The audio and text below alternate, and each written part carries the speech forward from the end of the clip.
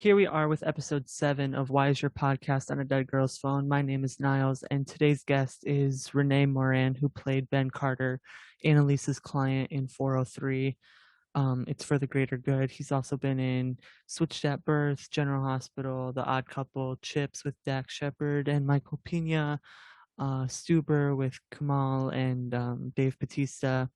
And yeah, it was really awesome to have him on with talking about his case, working with Viola Davis, applying all the tattoos and all of that. So yeah, it was really awesome having him on for episode 7. It was really awesome conversation. I hope you guys enjoy this episode. Thank you for all the support so far. And yeah, let me know what you guys think of this episode. And yeah, here we go. Thank you again, Rene, for coming on.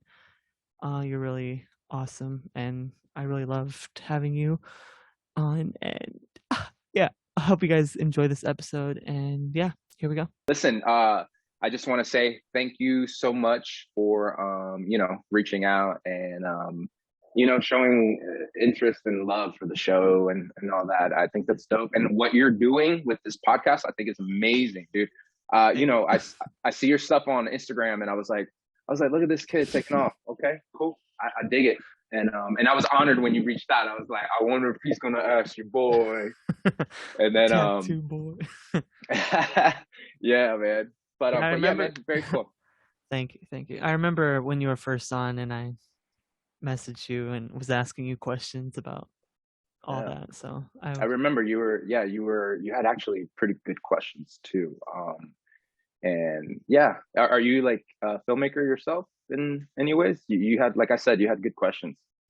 No, I kind of want to write my own show and like writing and stuff, but Sick. yeah, Don't if you need a Latin male, or ethnically ambiguous, I'm available. I might be available. Baby gut.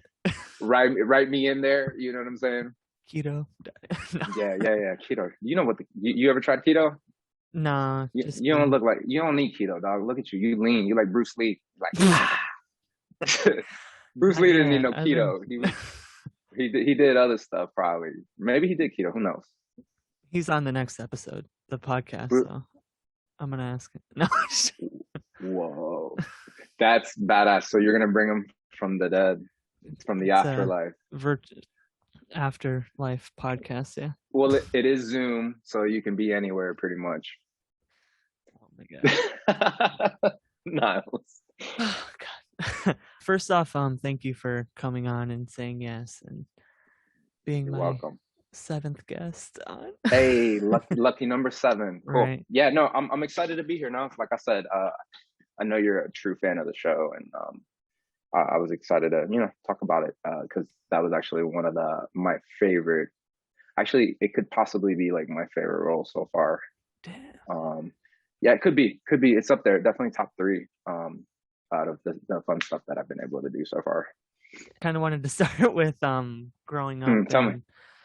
Born in El Salvador and then Ooh. moving to California and then Orlando and all that. I was wondering if you could talk a little about growing up. What do you want? You want to know a little bit about it? Yeah. So I don't remember much about El Salvador. I actually don't remember anything. I just have baby pictures living over there. And I didn't know what was going on over there. Obviously I was a baby. But my parents, they had me very young. I think my mom was like 19 when she had me. My dad was about the same age. And at the time when they were that age in El Salvador, there was like a lot of civil war stuff going on. And like, I'm not exaggerating. From the stories I've heard, they saw their friends getting murdered by people from both sides, which was like the government side and then the guerrillas, the rebels or whatever. I was a baby. I didn't know what was going on. I just needed some milk.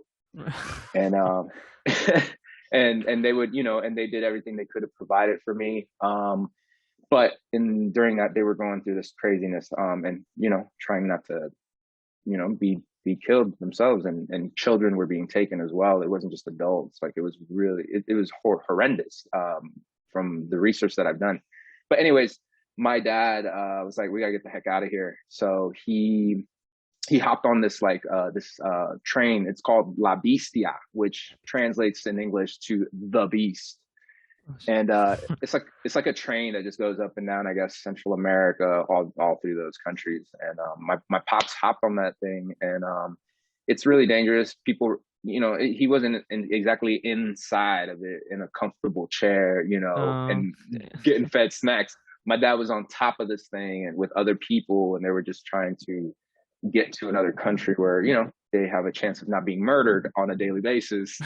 Uh, so yeah, so my dad made it. He actually, it's funny. We spoke recently, and he was telling me how he had to walk across the desert, and actually, I remember he was telling me how he had to cross the five freeway, and if you're from here, the five freeway is like a major freeway. Like there's cars flying, and I was like, wait, you crossed that freeway? And he's like, yeah, that's what we had to do. So yeah, so he got here, and then my mom and I were still over there, and I think my mom freaked out. It's like, oh wait, you're not gonna leave me as a single parent. So so my mom had a sister who lived in the United States. She came over here. I'm not sure how, but she was living here. She was legal, and like she had everything set up. And she sent my mom some money, and we bought some plane tickets. We flew into Mexico City, and then eventually my mom figured out a way to get me across. But I was a baby. They just had me in a stroller, and they kind Chilling. of just yeah, they just kind of just pushed me along.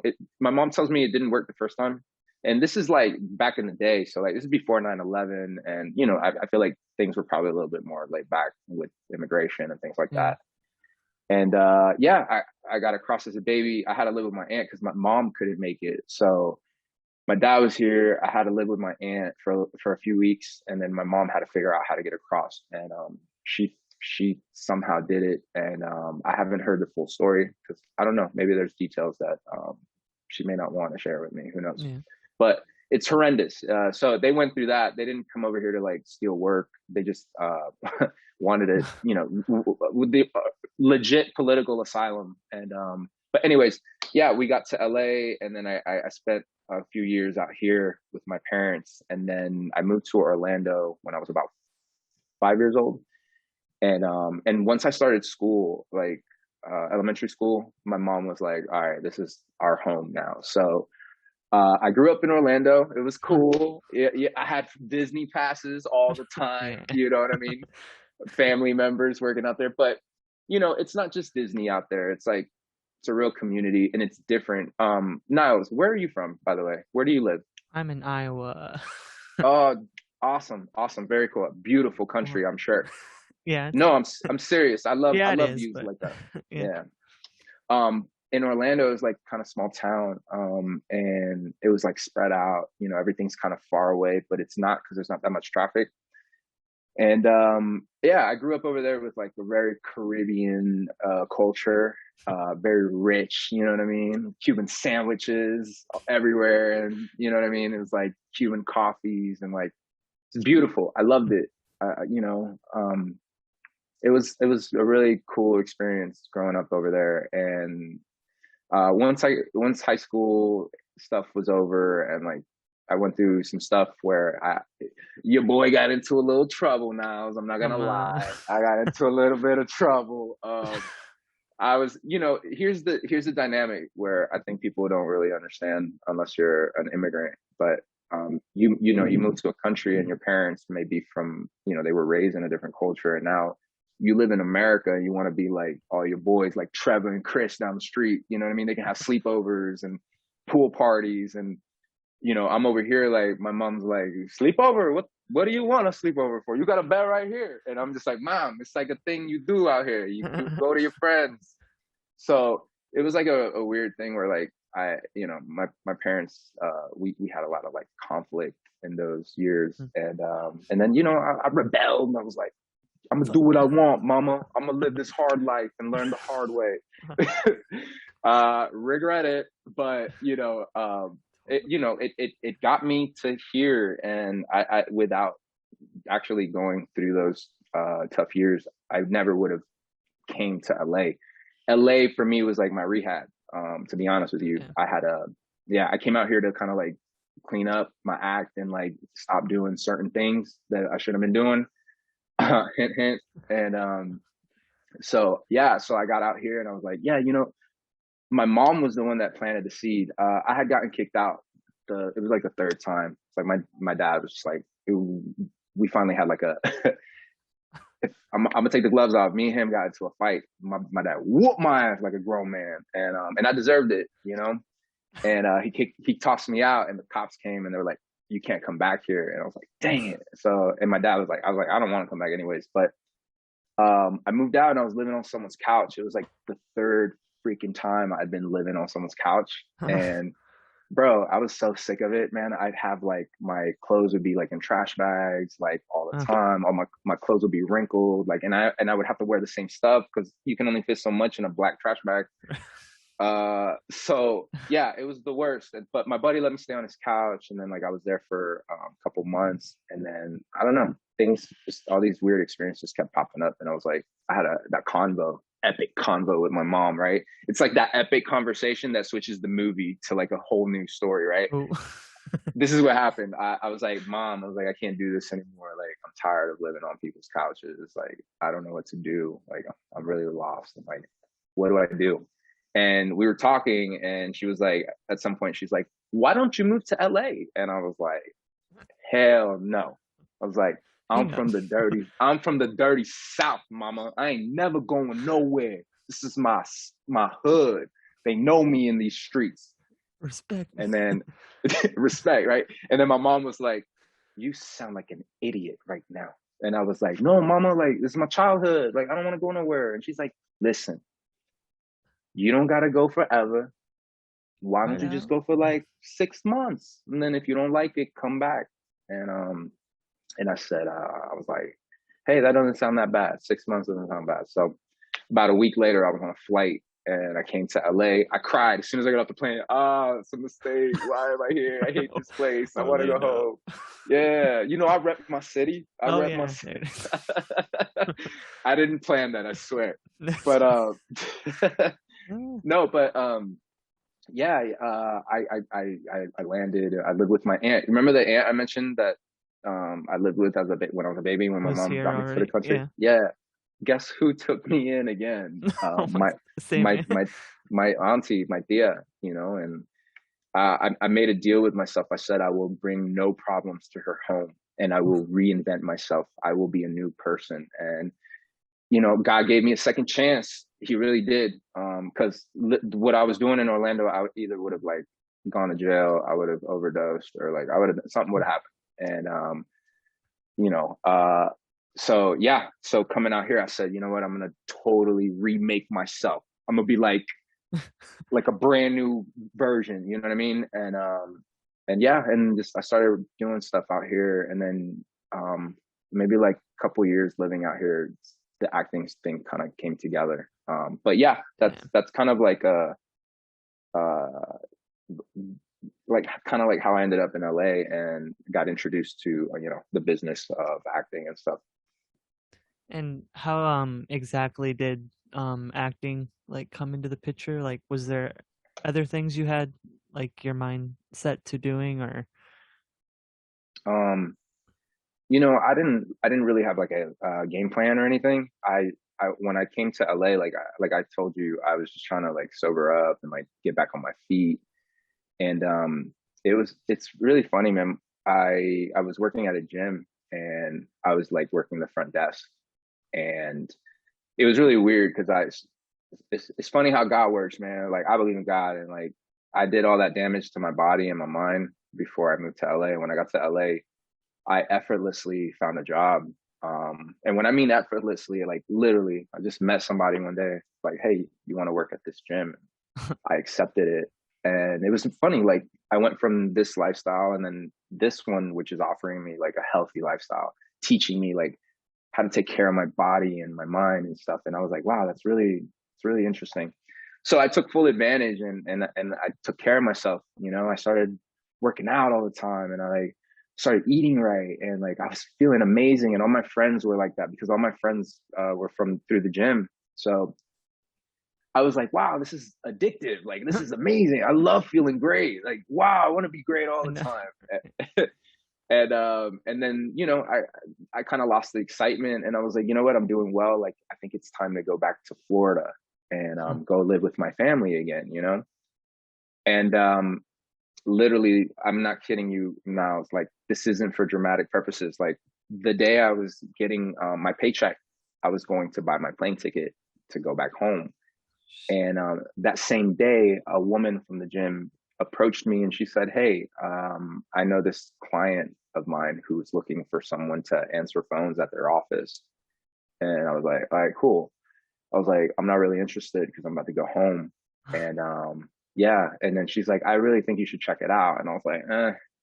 She's like, "He like has this like really cool office. It's on the top floor of this building." And I'm like, it's like, all right, I'll check it out. Top floor. I'll go. Right? The penthouse, they called it. So dude, I show up and like I'm like riding on this elevator. I'm like in these Timberland boots. I got these cargo pants, like with pockets on the side, in case I gotta shank someone. No, I'm kidding. I'm kidding. And then I got this like Timberland sweater. Like, I'm kind of urban, but like I'm dressed up. And bro, I get off the elevator at the penthouse level, and as soon as I get off the elevator, guess who I see on the wall? Tupac. Oh. Tupac everywhere. And I was like, whoa, this is crazy. What an omen. Like, I love Tupac. He's gotten me through some really tough times. His music has. And his story and his poetry. He's like a huge inspiration for me now. So I don't know if you knew that, but like I didn't. I yeah, I love Tupac, bro. Come on, dog. You see that? Oh, yeah. So anyways, uh, so yeah, so I got interviewed, and like he hired me like within a couple minutes. And I was like, he's like, "When can you start?" So anyways, I got hired there, and when I started working there, Niles, remember this, brother. I'm an immigrant, remember? And I was low key like addicted to a lot of stuff. Like, I was tapped out, bro. Like, I was done. Like, my story should have kind of ended right there, and like, whatever. It's a wrap. Maybe get arrested, get sent back to El Salvador. You know what I mean? Because I wasn't a citizen for a very long time. I became a citizen like 3, 4 years ago. But anyways, yeah, I accepted the job, and I was like, all right, cool. I'll just do it for a little bit. And it was there, bro, that I met so many incredible people. So on that floor, I was responsible for picking up the phones for everyone. And there was casting directors, there was agents, there was managers, there was entertainment attorneys. There were, but like multiple ones of them. And I'm just like, I have no idea what any of this is. And yeah, bro. And then I just kind of like kept working there, and I was excited. Every day I'd go there, I was excited because, I didn't have like a formal education. I didn't graduate from college. I'd gotten kicked out of high school. Like, at the time, I still didn't even have my diploma. And I was around all these like uh, rich white folks, to be honest with you. And I was just like, wow, like I get to rub shoulders with you guys and of elbows or whatever. And I was like, I want to learn everything about you guys, like about your businesses. And then little by little, like I started paying attention. And then one day, this woman, her name is Danny Wolf. She came up to me, and she used to pick up her mail once a week. And this is where it all started. Now, it's right here, right here, bro. No, dead ass. She said to me, "Hey, Rene, I had befriended her over like a few weeks, and then one day she just said, 'Hey, Rene, you should give me your picture.'" And I said, "What do you want my picture for?"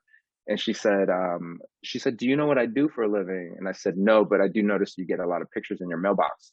And she's like, "Those are submissions. Those are actors that want me to represent them." And I was like, "In what?" And she said, I get auditions for actors in commercials." And I was like, "Oh," I was like, "Wait a second, you want me?" My picture. Me to be in on TV? Ha! You're crazy. I'm an immigrant. I used to do drugs. I'd never even graduated high school. That's not meant for me. I'm a loser. That guy over there with the cool haircut, that dude with the nice clothes, that dude with the nice car, he deserves to be a TV star and a movie star. I'm a loser. I'll never make it. and that was like my mentality at the time. And then she's like, okay. I didn't say that to her on the spot. I just politely declined. I was like, Yeah. not me. I can't do that. It's not This- me. And yeah, bro. So I kind of wrestled with that idea in my head for a while. I was like, you know what? One day I was like, damn it, I can. I was like, I can be fucking badass. I can be cool. I can do whatever I want. You know what? I'm gonna go take a freaking picture. And I met, bro, that same building that I worked in. I met somebody who's actually an incredible photographer to this day, and he hooked me up with some pictures, and I gave them to her, and she started kind of submitting me on these projects. And I remember like my first audition, I showed up, I was just like, hey, what's up? And they're like, hey, could you do a slate? And I was like, I'm sorry, what's a slate? And they're like, just say your name in front of the camera. And I was like, oh yeah, I could do that. Yeah, I got it. Where you want me? And that was kind of like how I started learning about auditioning. And then I booked one. I booked one for it was a Ford commercial. And yeah, bro, I showed up. I was like, whoa. I was like, wait, this is for me? This whole room right here? Wow. I was like, everyone kept offering me stuff. Do you want something to drink? I'm like, no, no, no. Just tell me where it's at. I'll go get it myself. It's cool. I was like, do you want coffee, Renee? Yeah, you know what? That sounds cool. Where is it at? I'll go get it. I'm like, no, no, no, no. You stay here. I'm like, whoa, what's all this treatment?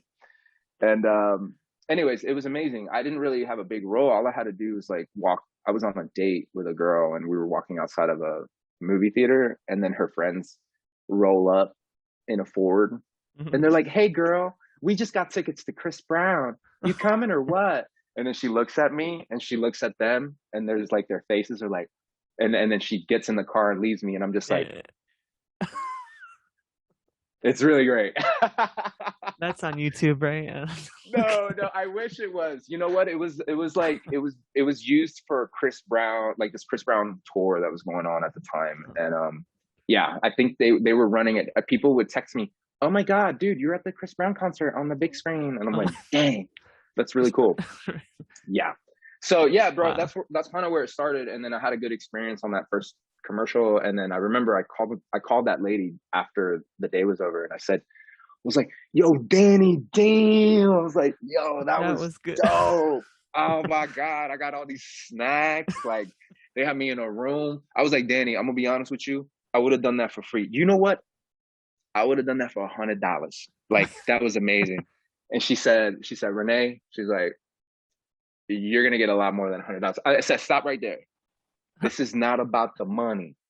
This was just fun. I'm just grateful that I had that opportunity, man. Thank you so much. Blah blah blah. And she's like, wait till you get the checks. And I said, okay, Danny, we'll see. A couple weeks later, bro, I open my mailbox, and there's like a stack of these envelopes, and I'm like, oh my God, who do I owe money to, right? Oh. And then like I pull them out, and dude, I'm like, what are these, SAG AFTRA? Like, what is going on here? And I'm just like, I start pulling them out, and I see my name on these things, and I'm like, and it was like it was a batch of checks, and I was just like, I Okay. called her, and I was like, Danny, I was like, I just got a bunch of envelopes in the mail, and she's like, oh yeah, and I'm like, I think I can do this. And then she says to me, she's like, oh yeah, and I was like, hell yeah. And then she $100. says, what about the 100? And I'm like, no, no, no, I'll take this. But anyways, right there on the spot, she said, all right, well, if you really want to do this and you want to be serious, you have to get trained. You have to go study and learn and get better at it. And she said, the first thing I recommend for you is signing up for like a really good improv class, at a school that's respected and whatnot.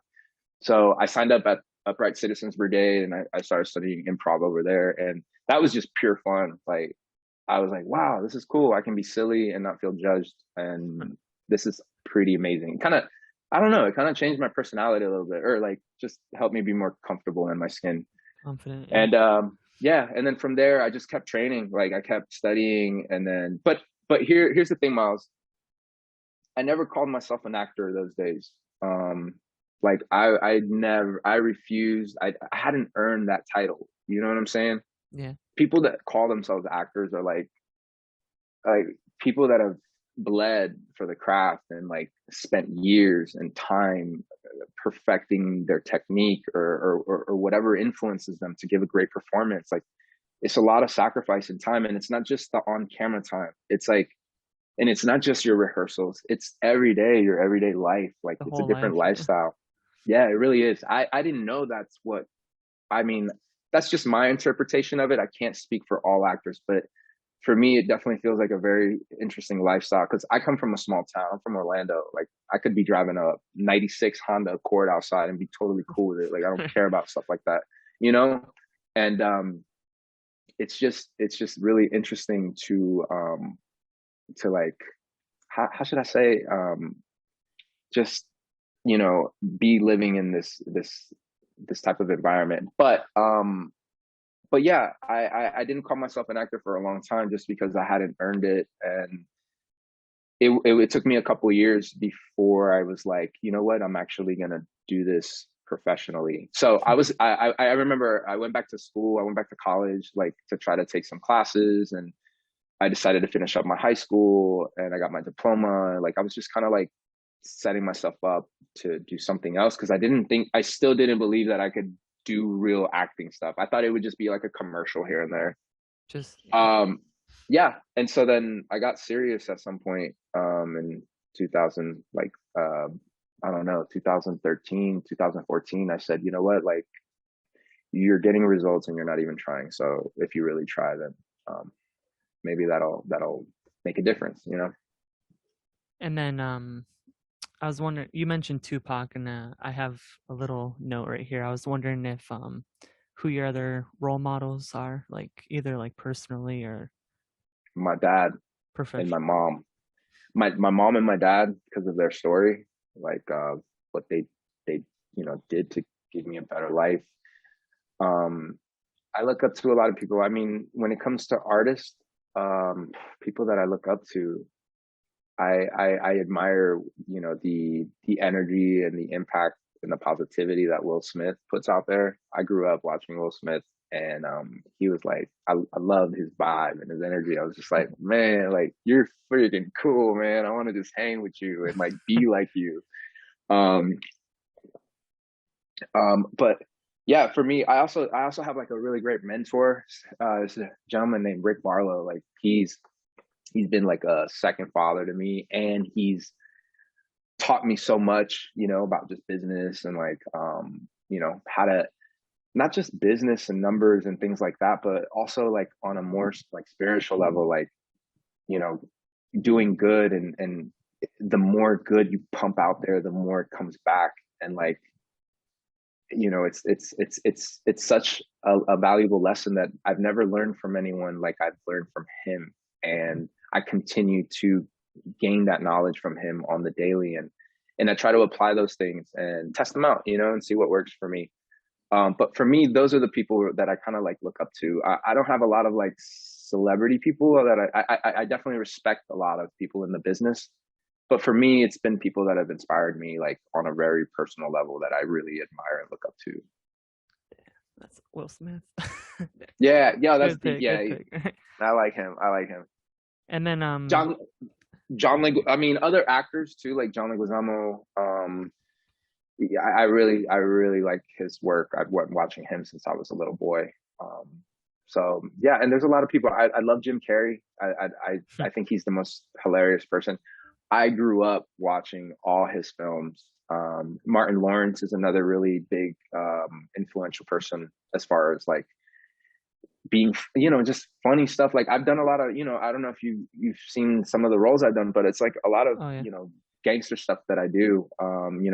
Tough, someone who's been through some things, and it's comedy is like a whole nother muscle that I'm eager to tap into and like, put more out there of. So hopefully my opportunities will start popping up more. Yeah, to flex that I, muscle. I just had the scene. I was gonna bring it up later, but I just had the scene in Stuber when you get shot in the leg and you're hanging out the window. That just popped in my head Dude, randomly. yeah, good times. Yeah, that was a lot of fun. That film was a lot of fun also to work on. Yeah, bro, it's been really cool, man. Niles, it's been, when I, I'll say this to kind of like bring that all together. It's just like, every there was it all came together when I actually believed in myself, to be honest with you. I was, for a long time, I was worried about criticism and what other people might think. Like, just Judgment. Yeah. you will be an actor, but yeah, all right, I'm gonna see that. But, like, and that's tough. But then when there's a moment where you just kind of like, nah, like, this is what I'm gonna do. I'm gonna be a chef. I'm gonna start a podcast. I'm gonna be an astronaut. I'm gonna be a ball. You know what I'm saying? I'm gonna do this. Whatever. Yeah, the I'm a hardest thing I'm a is starting something and really totally, sticking with it. Yeah. totally, dude. Yeah, yeah. And it's so easy to give up. I mean, I still, every day, like, I'm always battling, like, how to be more productive. And then I run into another problem where it's like, all right, slow down, bro, chill out, like, you know what I mean, like, sit down for a second. So just like finding a good balance of all that is important, I guess. And then going from starting off in the commercials and then getting roles in Shameless and Switched at Birth and Yeah. General Hospital and all that. What was it like going from like a commercial set to TV like for the first time? um hmm, it was really cool, man. I Once I got, like, signed to, like, a theatrical agency, they they started getting me work on TV. And my my first role was it was on Switched at Birth. I was on a show called Switched at Birth, and I remember booking. And it was interesting. I had some training, and I had been on a few sets commercially, and I've had dialogue and things like that. Um, but I was learning as fast as I could. And there was a lot of innocence. There was, like, I think I was, like, naive about a lot of things, so the nerves didn't really make sense to me because I didn't know exactly. I don't know how crucial it is to get it right. I didn't have any fear. I was so Rolled with it. excited, Yeah. and I was so happy to be there. I was just like, yeah, hell yeah, this is amazing. More You guys coffee, like more. you guys like what I'm doing? Like, this is great. Like, getting on set. I love when I'm on set and I'm just killing my scenes, just giving this, oozing out this inspired performance. Because I think the work, it works, it flows through you, and then it comes off on camera. I feel like that's when I've done my best work, when it's not like me at the steering wheel, it's like something else, and I'm just, Something else taking over. Yeah. yeah, and I just let it come out of me. So I feel like I try to prep for that moment to happen, to get to that at that moment when I need it, so that it's organic, you know. And then another comedy role was in Chips with Dax Shepard and Michael Pena. Yeah, that was incredible, bro. Again, it was one of my first credits, and you know, it feels like, bro, I feel like I've been doing this for such a long time, but it really hasn't been like that long. And that one for me was like, it was my first, like, studio movie, and it was it was a small role, but again, I was gonna be in a movie that was gonna be in the movie theaters, and I was like, and then not only that, I got to work with Michael Pena. I got to work with Dax Shepard, and I got to just watch their, not only watch, but like also, work with them. And that to me was just amazing. I'm not gonna lie, I was a little nervous for that. I remember being in my trailer and being like, all right, I look good. We ready. We got Outfit. this.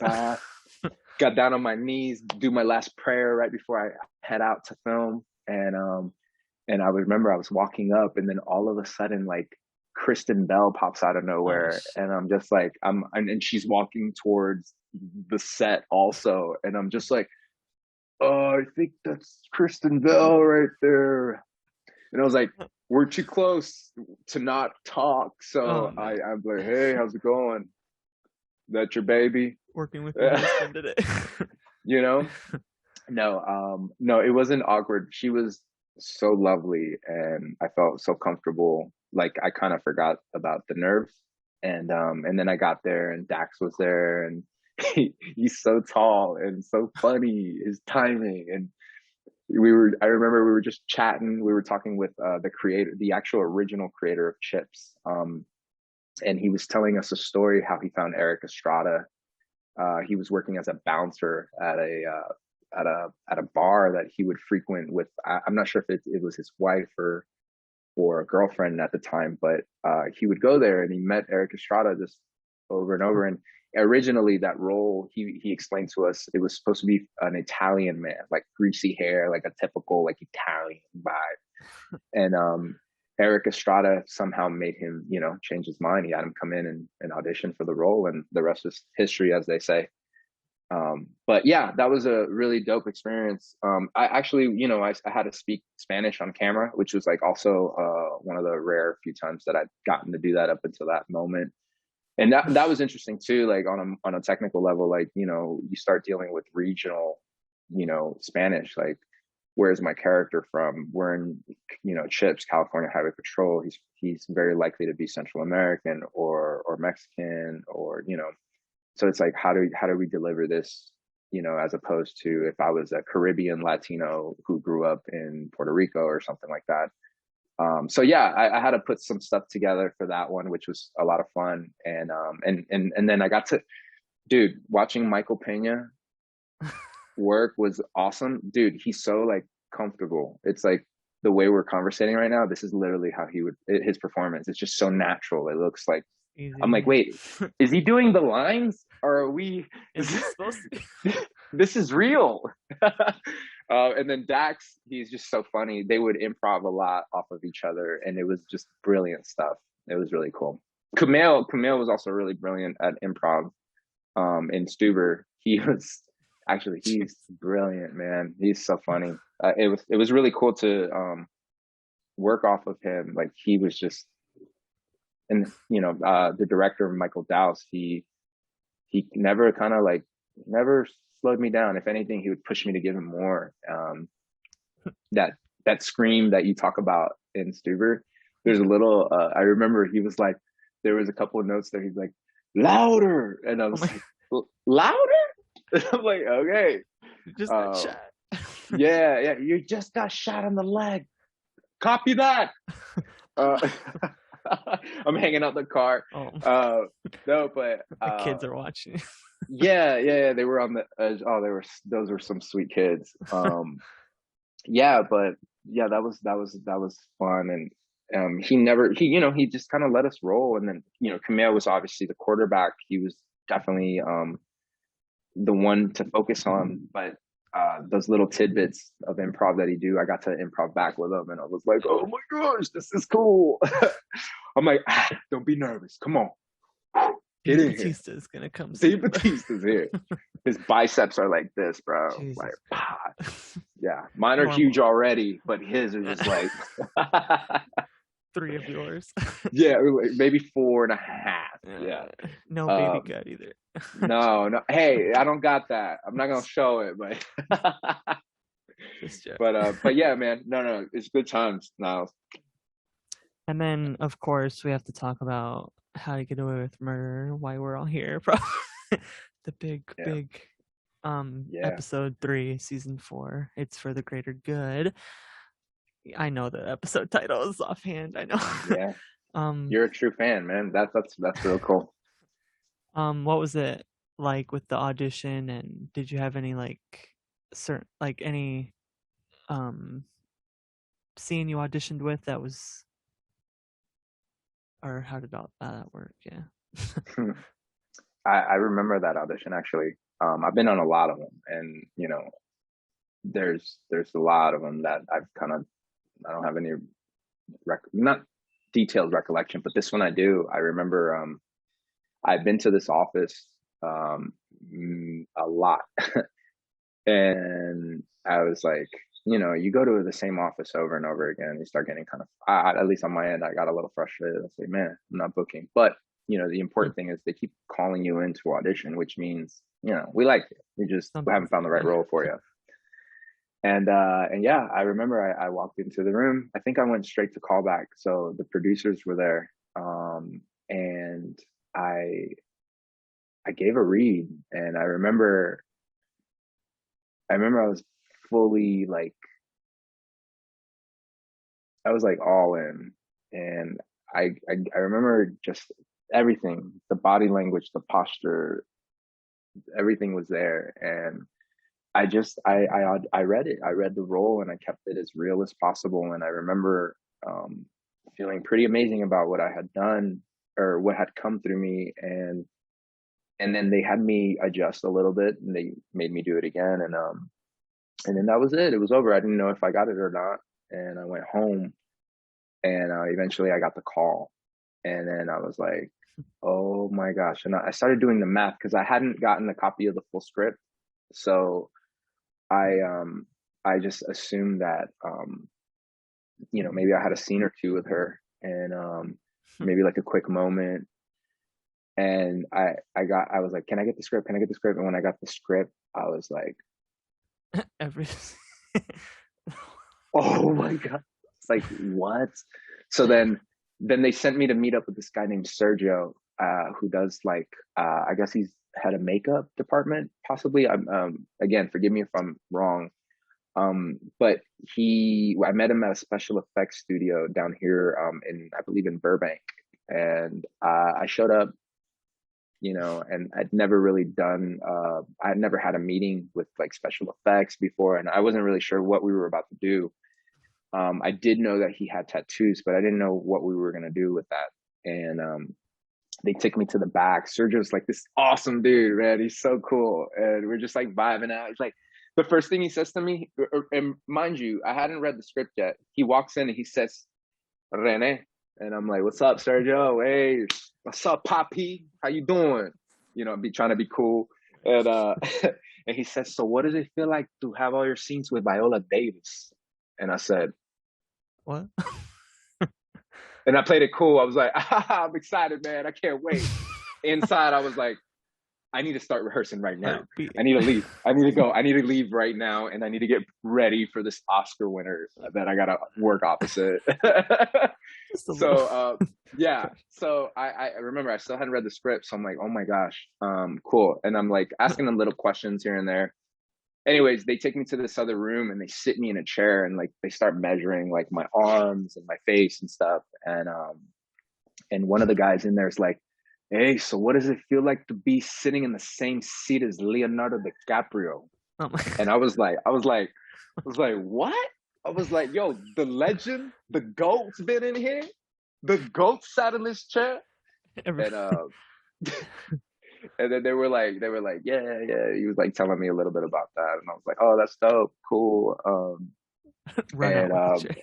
yeah, Take the chair. inside, I was like, man, I can't believe I'm sitting where Leo's at. I was like, I'm not gonna lie, I did tell myself, I'm like, Rene, thank you, God, you are on the right track. Like, like a little omen to myself. Maybe I shouldn't have put that out there, but for me, I was like, you keep going. You know what I mean?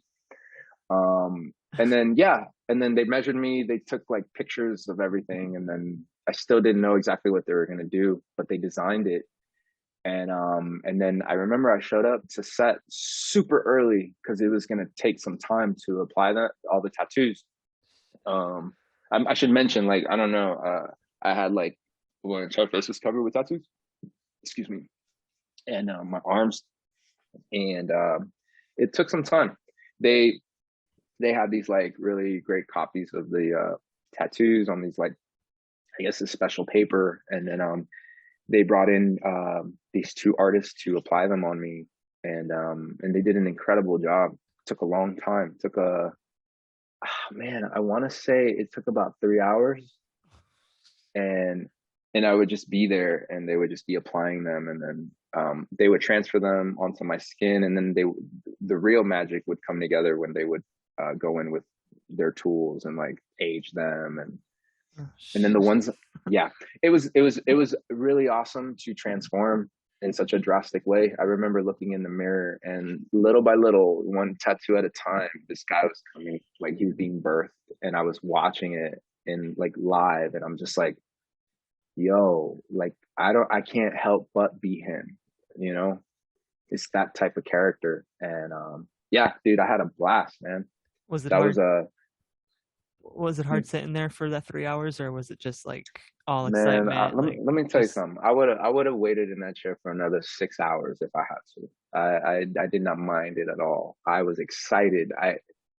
I loved every second of it. Now, if I was a series regular on the show and I had to do that uh, every single day, or you know what I mean, or every other day, like I don't know if I feel the same way. But coming in as a guest star and being on such an incredible set, surrounded by incredible artists, both in front and behind the camera, and like first class treatment and everything that they did. And, I was excited, man. I would have sat in that chair way longer, for the opportunity to be able to share that set with all those people. Yeah, it was pretty amazing. I'll never forget that. That was really cool. and did you have to um do that more than once, getting all the tattoos put on, or was it just like a Yeah, I worked a few days on that. So the way they did it was they would try to leave, like if I worked back to back days, they would try to leave some if they can, and then in the morning when I'd come back in, they would touch them up. um but I driving think, home with all those tattoos? yeah, it's funny, they didn't want me to. uh, They definitely were like, yeah, we want to make sure that you get home safe, we don't want to risk anything. They did. I think on the last day I was like, come on man, let me wear the neck tat out, come on man, let me wear this neck tat out, come on baby. rip, wear it a couple days. Ah, yeah, come on, man. I was out here. I was like, I got a pit bull. I just want to walk her outside with a neck tattoo, see what my neighbors say. One Instagram Uh, picture with the pit bull and it's yeah, yeah. Come on, man. Pit bulls and neck tattoos. It's a style, man. I'm trying to be cool out here. god damn. Nah. But yeah, no, I went home. I went to the dog park with my neck tattoo and my pit bull. No, I said nobody said good morning. I wasn't surprised. No, I'm kidding. But I did go to the dog park with my neck tattoo. I might have had an eyebrow tattoo or not. I don't Oh, remember. No, but just doing research. But yeah, bro, that was really cool. It was an amazing experience. and did you know about the show before you auditioned, or was it like, have you heard of it or watched it at I all, or I'd heard of it. I hadn't binged it before. I knew about it though, and I knew how successful it was, and how strong the storyline was, and how great the performances were. I believe, I want to say I had auditioned for it prior. It wasn't my first time auditioning for that Mhm. show. I had auditioned for other roles. I wish I could tell you specifically, but those were way back there. Yeah, If you remember. thankfully, yeah, Instagram. yeah. I'll see if I can find something in my emails. But yeah, again, that office, they cast a lot of stuff, and they would bring me in for things that I might be good for throughout the years. Um, yeah, I owe them a big thanks for that, because that was a really huge role for me. And it just, I walked away. I feel like every set that I work on, I walk away with like like a new weapon, and something that I could use moving forward, new knowledge. And that one gave me a lot, bro. Um, that one gave me a lot. Working with Viola, her professionalism and the way she, just her presence is motivating. It's inspiring, and it makes you want to do an amazing job. Not just actors, but like it felt like it went like they really set the tone for everything and everyone involved. Yeah, I felt it immediately. I met her for the first time. I met her in the makeup while I was getting my tattoos applied. I heard her walk into the dressing room, and I remember Oh I didn't shit. see her. I heard her voice before I saw her, and I remember being like, Don't And then look. I wanted to turn and look, but I couldn't move. I think they were working on my neck or something. And again, I had two people, so like one was here, one was over there, and I heard her talking, and I was just like, wow. And her voice, like the first thing I felt was like I could feel the strength in her voice. Like I hadn't even looked at her, and just I could sense this like power, like this like experience coming through that voice. And then I looked over and I kept like looking, and then she was slowly making her way towards my direction. And then I got some tattoos on. I look all cool and stuff, Right. and I'm like, and then I look at her, and then she looks at me. She's like, "Hey," she introduces herself, and I was like, Oh, "Hello, Mrs. Davis. My name is Rene Moran. It's really nice to meet you. I'm excited to work with you. I wish I could shake your hand right now, but these, I'm up there. They were, don't worry. Oh, it's fine. You're gonna have a great time." And I'm like, cool. And I'm like, oh my god, we're gonna be best friends. And then yeah, and then she went off, and you know what? She went straight to work. I remember I kept looking over at her, and she was so focused on whatever it is she does getting to ready. her. Yeah.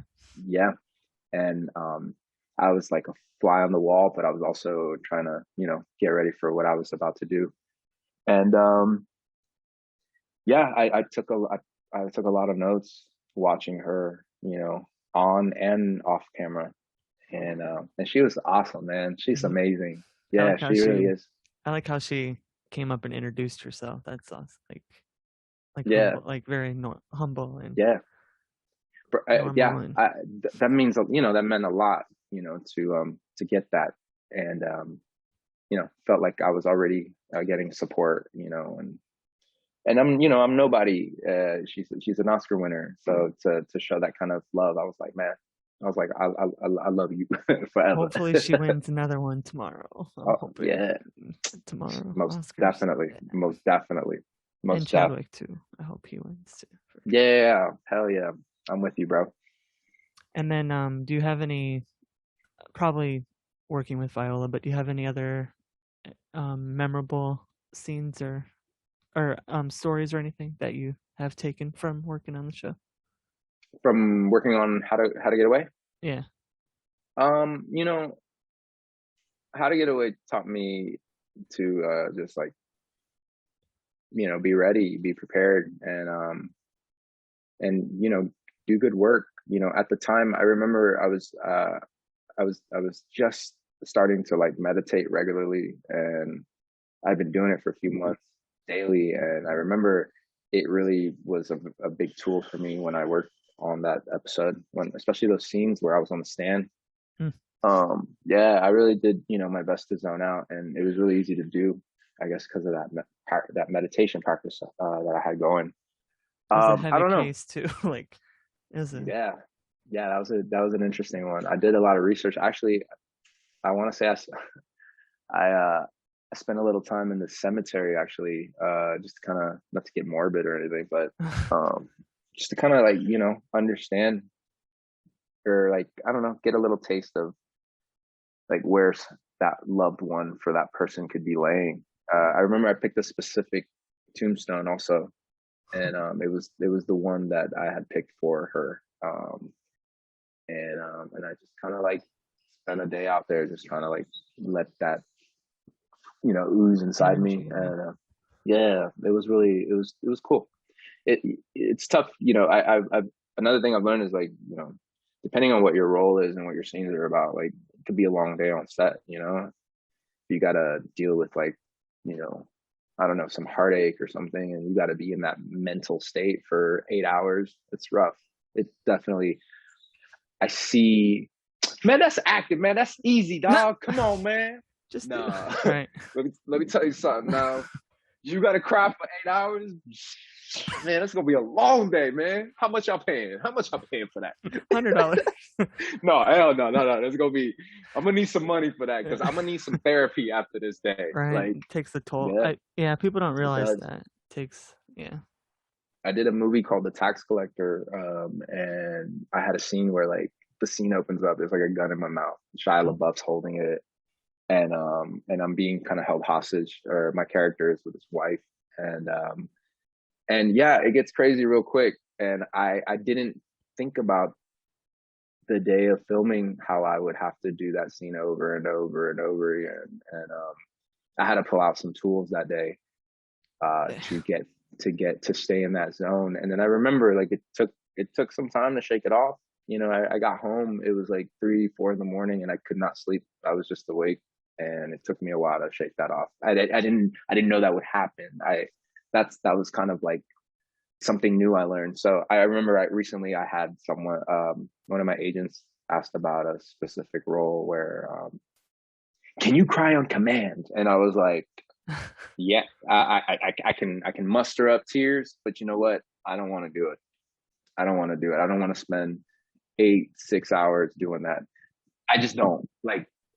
Wait, am I working with Spielberg? Nah. Tarantino? Nah. All right, pass. You know, but Mr. Tarantino, come call it. Hey, I'm getting my box of tissues ready. You know what I'm No saying? sleep tonight. Nah, baby, we gonna stay up and get this money. No, I'm kidding.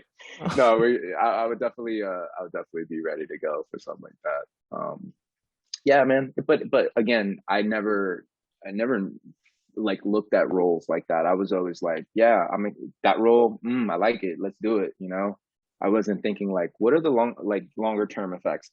Uh, that role I did was nowhere near, not even a fraction of the Joker role. But I start thinking of Heath Ledger and like, Mm, oh, like you were shit. so in that probably that it was really hard to shake it off. And I'm like, and I see like, oh, so that's how that can happen.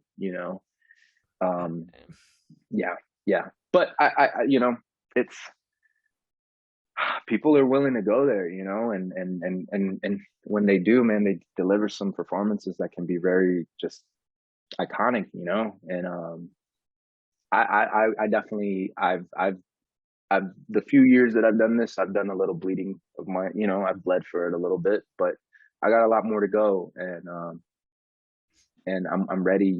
I'm ready. I've been putting in the work, and I do it daily. It's like I said, it's a lifestyle, man, and I didn't know it was gonna be like this, dude. Always Dang. going. Yeah, yeah, it's crazy, dude. It's like such a how should I say? It's like such a I talk to my friends back home, they're having kids and like, they're living like cool lives. Hey, we're gonna have the fight tonight at the house. We're gonna barbecue. I'm over here like, I gotta run these lines, man. I gotta record this audition. Trying to, yeah, Shia LaBeouf sticking a gun in my mouth tomorrow. yeah, yeah. I gotta get ready for that, guys. So we'll go Yeah. from there. Yeah, dude. Have fun at the barbecue. Yeah, Yeah. save me a rib. Right. And then some other roles after Murder, Bosch, SWAT, Yeah, those are fun. 911, Oh man, For the all of them People, are fun. right? Oh, come on, keep it coming, Niles. Let's go. I'm kidding. I'm NCIS. kidding. Hey, no, I'm playing. I'm messing, dog. I'm Any messing. any favorites from those I love them all, man. projects? Yeah. I love them all. I love them all. I can't pick any. I I love saw them the all, clip bro. you posted with on For the People. You got to work with Bridgerton. Yeah, I yeah, can't remember his name right. My bad. But yeah, I saw that you yeah. posted that. Reggie, right? Yeah, he's amazing. Actually, I took a lot from him too. His professionalism on that set that day. It's funny, man. I posted that a while back. Nobody showed me no love. What? All of a sudden, my man comes out on Bridgerton and be like, "Yo, when does this come out?" I'm like, Oh, "Man, that's been out, man. I've been shared that with you guys." But a couple years ago. yeah, yeah. But I didn't. I ain't mad at it. I was just giving everybody a hard time. I'm like, man, I showed you this 2 years ago, bro. Oh, my bad. Dang, man. He went on like that, and I was like, all right, all right. I see what you see. Like, I get it. Yes. Actually, my buddy was the one. I have a friend that lives in New York. He's an actor also. He's got a crazy, amazing voice. His name is Lito Villarreal. You can find him on YouTube and all that. Incredible singer. But anyways, he gave me the idea. He was like, hey, Rene. He's like, yo, you should post this because it's on my demo reel, and I showed him like this new cut of my demo reel, and he's like, bro, when did you act with the Bridgerton dude?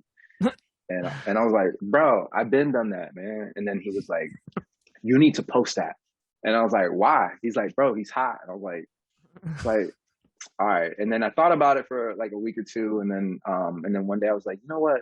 why not? Let me post it up, see what happens. Oh my God. Oh my God, so jealous. Oh my, ooh la la. And I'm just like, I'm not gonna lie, I haven't seen the show, so I'm not sure why I haven't. everyone's hyped. And then everyone's like, ooh, did you get to see his ad? I'm like, bro, what you talking about, man? No, you saw the scene we did. No ads involved. I was like, no, I don't know what y'all talking about. They're like, he shows everything. I'm like, I don't know what y'all talking about, man. But that's cool. I'm glad Right. y'all having fun. Yeah. And Yeah. then your upcoming project, Roofers, is that gonna Oh, be? that's you know what? That's something that we shot something for. I'm not sure. Honestly, I'm not 100% sure where that the status on that is. Um, but yeah, I remember that was a role I did with my buddy David Castaneda. He's so dope. He's actually on a show called Umbrella Academy Oh yeah. on Netflix. Yeah. And yeah, man, I've known him for a while. He put that together and brought a couple of us to, other actors and stuff that, you know, we all know each other through these circles. And Rene Rosado was on it, among other actors. And he's on the Connors currently, and he's been on a bunch of stuff also. And yeah, we shot that. That was actually really dope. The squad that David was able to put together was so cool, man. I hope that we can explore that more maybe down the road. Yeah, but in the meantime, man, things are kind of starting to open up with all this COVID stuff. So Thank I'm God. getting to I'm getting all these really cool opportunities that are coming my way. Nothing to speak of at the time. No Mm. news to share now. Yeah. But when I can and got something to speak on, I definitely will share the news. But in the meantime, we're just staying sharp, staying healthy, taking care of the fam, and yeah, just trying to get better at this and learn more stuff. It's like acting is like one thing that I'm passionate about, but I think the more experiences you have doing things and living life, and the more you can bring to the camera when it's time. In the past, I feel like I've made the mistake where like I've been too charged up with just focusing on acting, when it's like, wait a second, this is like something amazing that I should take care of, but like I'll be better at it if I continue to live, and experience and go through heartbreaks and laughter and happiness. You know what I'm saying? And Yeah. live a life just like everybody else, and but just be kind of conscious about it and embrace the pain, so I can leak it out on something next time. If you, oh my God. You okay now? Oh yeah, yeah. If you ever Yeah. have a role for a podcast on a movie, I got you prepared for it. Okay, my man. Yeah, yeah. I want the mic right here. The Right. mic. I just want to hold it the whole time. Hey, if I can hold it like this, that'd be great. It's on one of these it's like a metal extendo arm thingy. Yeah. Yeah. So, All hey, these now movies. make me look good, okay? Oh yeah. Put a nice filter on this olive Little. tone I got. All I right. already have You some ideas. if you Yeah. could put bigger shoulders on me, I wouldn't mind. Just make it look natural, all right? Don't be making me look funny. Dave Batista sized. Yeah. Be like, whoa, what you doing now? Damn, I thought we were boys, bro. Oh man. But Cool, man. yeah, that's all I have for you. But No, thank you. Thanks for bringing me on, bro, for it real. was fun. Yeah. Yeah, Funny as yeah. fuck. You pretty chill too, dog. Thank Uh, you. Thank you. yeah. But yeah, man, keep grinding, man. I think it's dope what you're doing. And I love this, bro. This is just the beginning of something that's gonna be huge. So keep doing what you're Got doing, my man. board and my I It's got dope, the signed bro. scripts up, I'm some signed I'm not even scripts. Yeah. playing, man. That's really sick. I think it's Thank really you. awesome. It's kind of Yeah. overboard, but I think sometimes. It's But a vibe. It's a vibe though, and right, it's cool. It's vital. actually really Yeah. cool. Yeah, it really is. But yeah, thank you again for You're welcome now.